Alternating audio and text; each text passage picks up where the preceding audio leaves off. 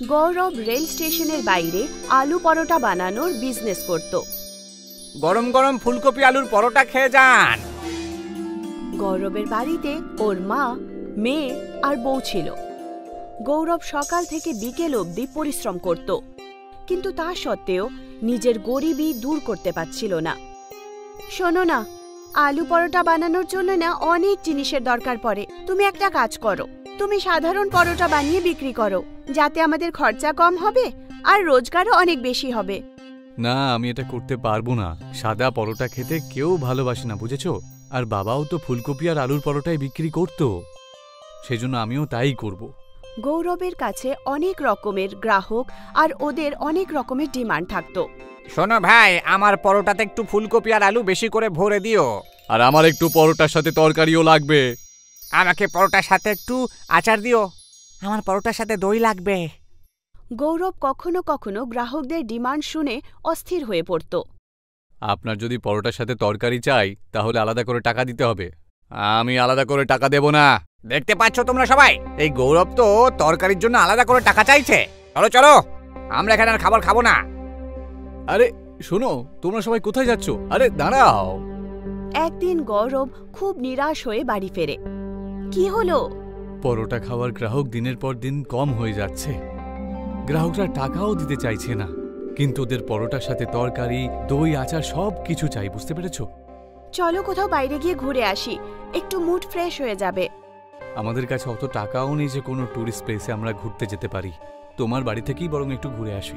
গৌরব নিজের শ্বশুর বাড়িতে ঘুরতে গেল, যেটা একটা গ্রামে ছিল। রাস্তায় গৌরব আর ওর বউয়ের তেষ্টা পেল। ওরা কোথাও ঝর্ণার আওয়াজ শুনতে পেল। এই ঝর্ণার শব্দটা পূর্ব দিক থেকে আসছে। গৌরব আর ওর বউ পূর্ব দিকে যেতে লাগলো। জঙ্গলের পেছনে ওরা একটা ঝর্ণা দেখল।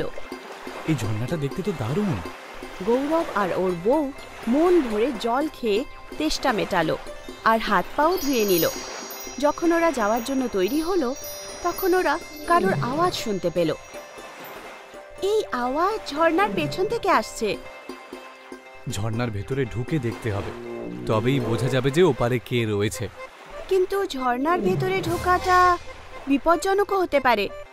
না না না, এটা কোনো রকমের জাল হতে পারে। তখনই ঝর্ণা থেকে একটা আওয়াজ আসে। না না, এটা কোনো জাল নয়। আমাকে সাহায্য করো, আমি একজন সাধু। আমাকে এখান থেকে মুক্তি দাও। ঝর্ণার ভেতরে আমাকে যেতেই হবে। আমি যদি ওখানে বন্দি থাকতাম, তাহলে আমি কি এটা চাইতাম না যে আমায় কেউ মুক্তি করুক? গৌরব ঝর্ণার পাড়ে গেল। ও দেখতে পেল একজন সাধুকে কাঁটাদার লাঠির সঙ্গে বাঁধা আছে। সাধুর পিঠ থেকে রক্ত ঝরছিল। তুমি কে, আর এখানে কি করে চলে এলে? আমি সবকিছু বলবো, আগে তুমি আমাকে এখান থেকে মুক্তি দাও। গৌরব দড়ি কেটে দিল আর সাধু আজাদ হয়ে গেলেন। তোমাকে অসংখ্য ধন্যবাদ। আমি একজন সাধু, আর আমার কাছে কিছু অদ্ভুত শক্তি আছে।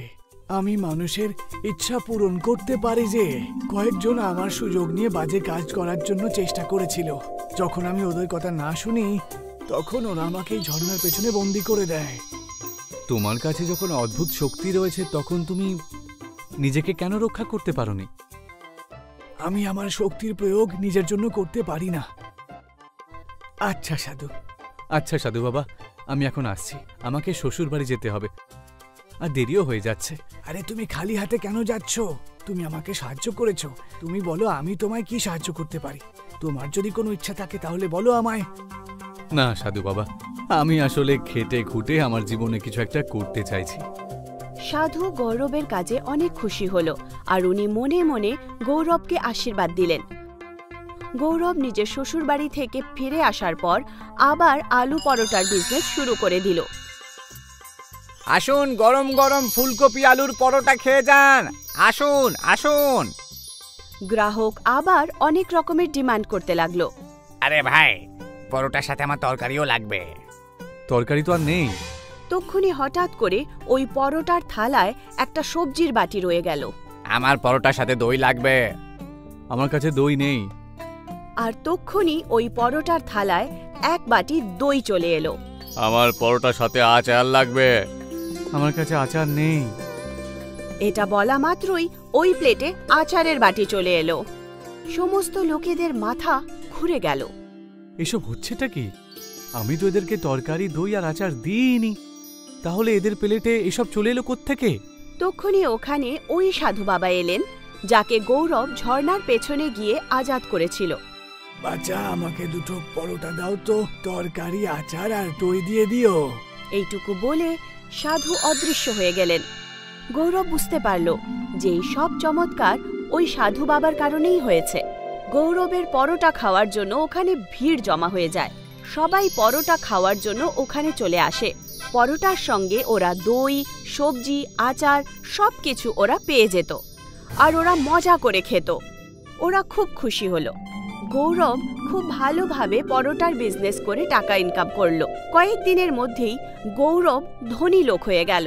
গৌরব সবাইকে সবকিছু সত্যি বলে ফেলল যে এই চমৎকার একজন সাধুর কারণে হয়েছে, যে নাকি গৌরব ঝর্ণার পেছনে গিয়ে মুক্ত করেছিল। ওই সাধু ঝর্ণার কাছেই ধ্যানে বসে তপস্যা করতে লাগলেন। গৌরবের পাশেই দীপক নামের একজন লোক ঠেলা লাগাতো। দীপকও পরোটাই বিক্রি করত। দীপক ভাবল যে যদি ও গৌরবের মতো বরদান পেয়ে যায় তাহলে ও তাড়াতাড়ি ধনী হয়ে উঠবে। দীপক গৌরবের কাছে গেল আর ও কথায় কথায় ওই জায়গাটার কথা জানতে পারল যেখানে ঝর্ণা ছিল। দীপক বন্দুক নিয়ে সাধুর কাছে পৌঁছল। তুমি কে আর এখানে কেন এসেছো? শোন বুড়ো, আমার নাম হলো দীপক। আমি গৌরবের পাশেই আমার ঠেলাটা লাগাই। তুই গৌরবকে বরদান দিয়ে খুব খারাপ করেছিস। তুমি ভুল ভাবছো। গৌরব একজন ভালো মানুষ আর পরিশ্রমী মানুষ। ও আমার কাছ থেকে কোনো বরদান চায়নি। আমি শুধু ওকে এই বরই দিয়েছি যে ও যেন সারা জীবন সুখে থাকতে পারে। আমার সামনে বেশি ফটর ফটর করিস না তো বুড়ো। চুপচাপ আমাকেও লাখপতি হওয়ার জন্য আশীর্বাদ দে, না হলে বন্দুকের গুলি দিয়ে তোর খুলি উড়িয়ে দেব। এইভাবে আশীর্বাদ প্রাপ্ত করা যায় না। মনে হচ্ছে তুই এইভাবে কথা শুনবি না। দীপক সাধুর গলা টিপে ধরল আর ওর গলা টিপতে টিপতে ওকে বলল, তাড়াতাড়ি আশীর্বাদ দে, না হলে আমি তোকে প্রাণে মেরে ফেলবো। ঠিক আছে, আমি তোকে আশীর্বাদ দিচ্ছি। দীপক ফিরে আসার পর অনেক খুশি হয়ে নিজের ঠেলা লাগালো। দীপক যখন গ্রাহকদের প্লেটে পরোটা দিত তখন প্লেটে পরোটার জায়গায় সাপ চলে আসে। যতবার দীপক প্লেটে পরোটা রাখে প্রত্যেকবার পরিণাম সেটাই হচ্ছিল। লোকেরা দীপকের পরোটা একদম খাওয়া ছেড়ে দিল। এখন সমস্ত গ্রাহক গৌরবের ঠেলাতে গিয়ে খেত। আর গৌরব দেখল যে গ্রাহকদের সংখ্যা অনেক বেড়ে গেছে। তখন গৌরব দুটো চাকর রেখে একটা রেস্টুরেন্ট খুলে ফেলল আর এইভাবে নিজের পরিশ্রম দিয়ে সততার সঙ্গে নিজের জীবন ভালো করে তুলল। প্রবীণ একজন খেলোয়াড় ছিল।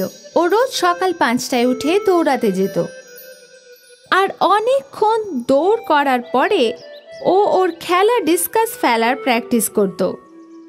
আর ওর এই প্র্যাকটিস প্রায় 1 ঘন্টা ধরে চলত। তারপর দৌড়ে দৌড়ে ও বাড়ি ফিরত আর আসার পরে ওর মা ওর জন্য প্রোটিন শেক নিয়ে আসতো। এই নে বাবু, খুব হাঁপিয়ে গেছিস না? এত প্র্যাকটিস কেন করছিস তুই? করতে দাও ওকে। ও যত প্র্যাকটিস করবে তত ও খেলায় পারদর্শী হবে, আর তাহলেই তো বড় খেলোয়াড় হয়ে উঠবে, আমাদের দুজনের নাম উজ্জ্বল করবে। রাইট বাবা? বাবু, তুই তো ডায়েট ফলো করছিস তো? হ্যাঁ বাবা, ডায়েটও আর প্র্যাকটিসও। খুব ভালো, এই রকম নিজের খেলার প্রতি মন দিবি। চল, আমরা অফিসে দেরি হয়ে যাচ্ছে, আমি যাচ্ছি। প্রবীণের মা বাবা ওদের ছেলেকে খুব সাপোর্ট করত, কারণ একদিন ওকে ওরা অনেক বড় স্পোর্টস পার্সন বানাতে চেয়েছিল। কিন্তু হঠাৎ কয়েকদিন পরে মুকেশের হার্ট অ্যাটাক হলো আর ওকে হসপিটালে ভর্তি করে দেওয়া হলো। ডাক্তাররা অনেক চেষ্টা করলো কিন্তু ওরা মুকেশের প্রাণ বাঁচাতে পারেনি। বাবা!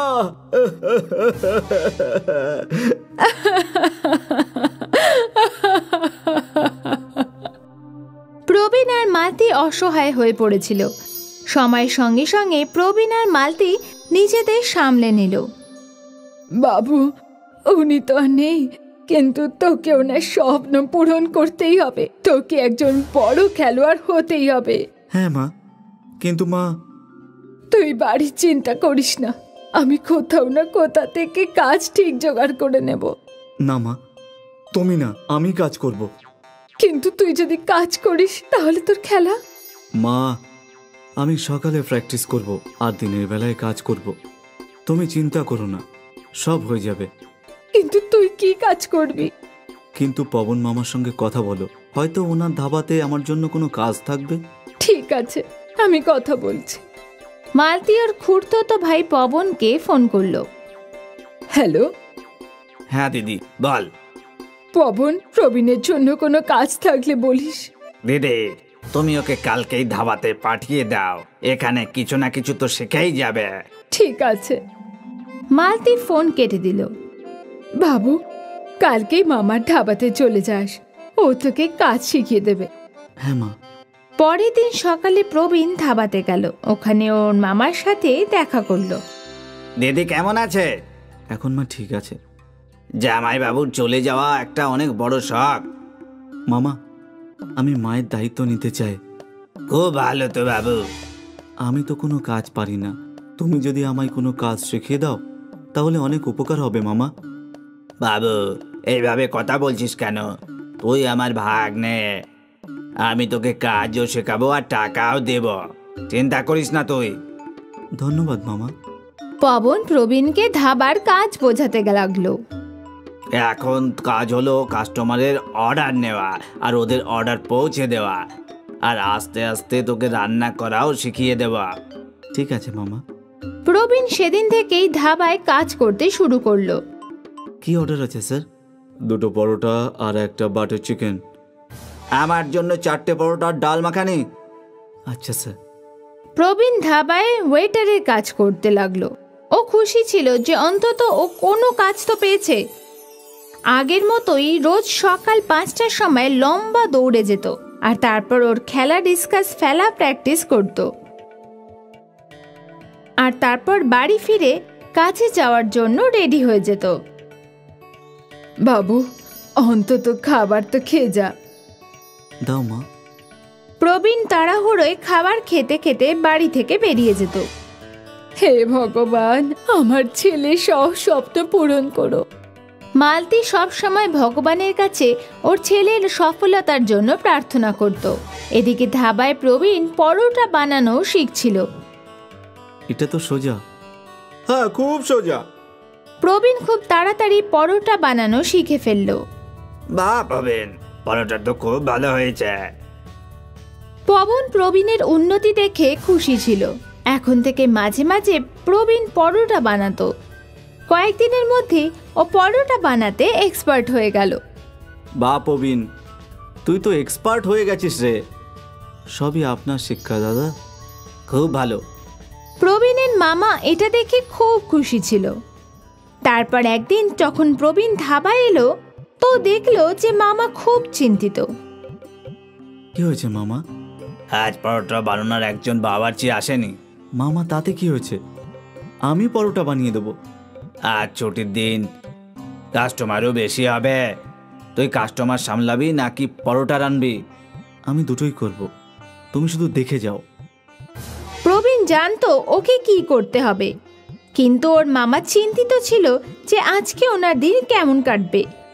বেলা হয়ে গেল আর খরিদ্দার আসতে লাগলো। হ্যাঁ স্যার, কি আনবো? আমার জন্য 4টে পরোটা আর কড়াই পানির, 3টে পরোটা আর ডিমের কারি, মাছের ঝোল আর 4টে পরোটা। সব অর্ডার নিয়ে প্রবীণ রান্নাঘরে গেল আর পরোটা বানানো শুরু করে দিল।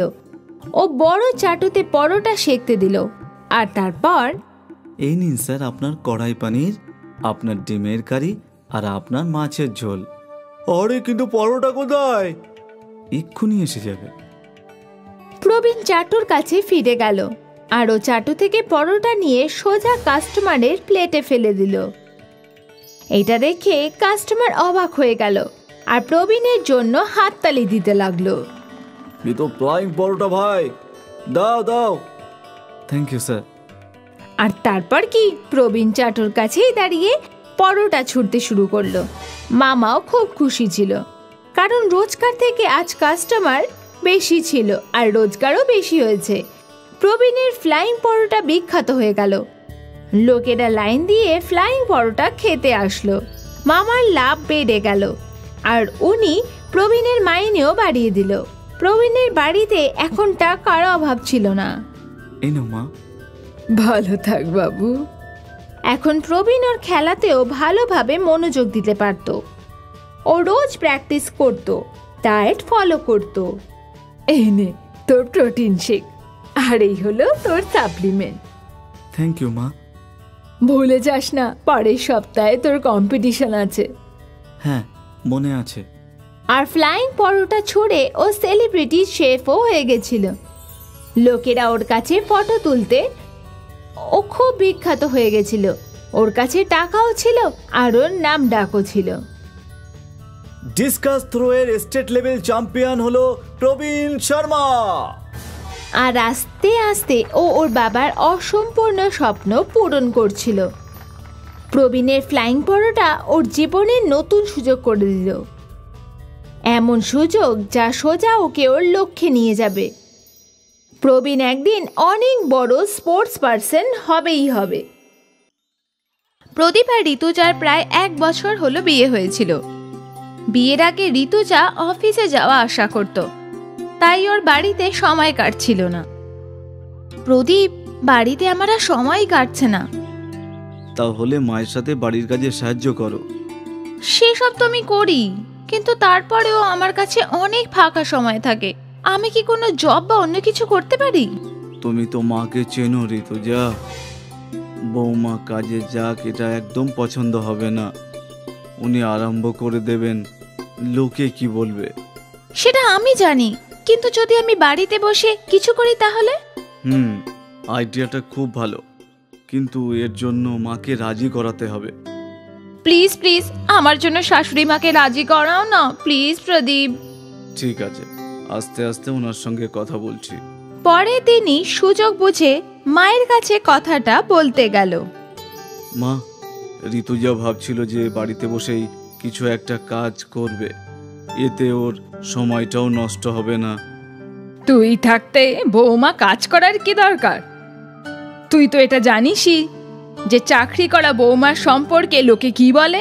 কিন্তু মা, ওর খুবই ইচ্ছে যে ও কাজ করবে, আর মা, ও কোথাও কাজ করতে যাবে না, ঘরেই বসে থাকবে। আমি অনেক মহিলাদের দেখেছি বাড়িতে ব্যবসা করে আর তারপর লস হয়, ব্যবসা বন্ধ করে দেয়। তাহলে বিনা কারণে এই ঝামেলায় পড়ার কি দরকার? মা, একবার ওর কথা তো শুনে নাও। শাশুড়ি মা, আমি শুধু একবার চেষ্টা করতে চাই। যদি আমি করতে না পারি তাহলে আমি আর কখনো বলবো না। প্লিজ শাশুড়ি মা, প্লিজ প্লিজ।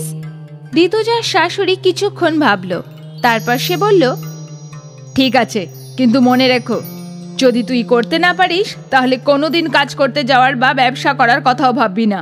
ঠিক আছে শাশুড়ি মা। ঋতুজার শাশুড়ি ব্যবসা করার জন্য হ্যাঁ বলে দিল। এই কথায় ঋতুজা খুব খুশি হলো।